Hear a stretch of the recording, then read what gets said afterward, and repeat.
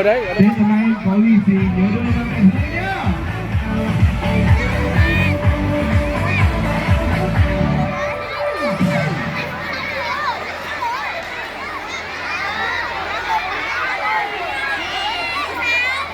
Và chúng tôi xin nhờ các bạn học sinh lớp nào đã trải xong chiếu rồi, 6 bạn học sinh ngồi vào một chiếu cho chúng tôi ạ.